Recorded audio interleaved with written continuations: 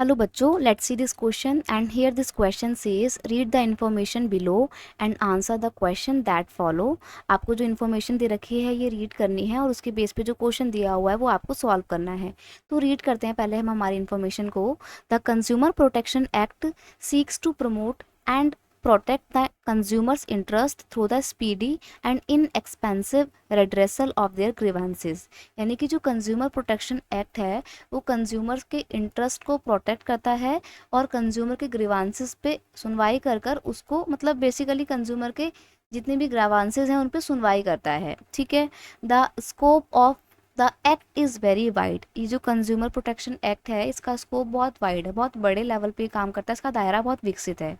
It is applicable to all type of undertaking, big and small, whether in the private or public sector or in a cooperative sector, whether a manufacturer or a trader, and whether supplying goods or providing services।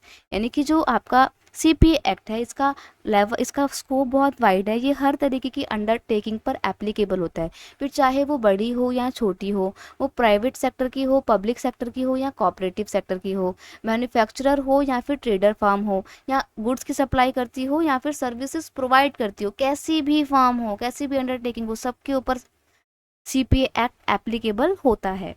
The act confers certain right to consumer with a view to empowering them and to protect their interest. और ये जो act है ना ये consumer को कुछ rights भी provide करता है ताकि उनके इंटरेस्ट को प्रोटेक्ट किया जा सके और कंज्यूमर को और अधिक एम्पावर और ज़्यादा शक्तिशाली बनाया जा सके ताकि उनका एक्सप्लॉयटेशन रुक सके। ठीक है। तो इस तरीके से हम देखते हैं कि कंज्यूमर प्रोटेक्शन एक्ट कंज्यूमर के वेलफेयरनेस के लिए ही बनाया गया है।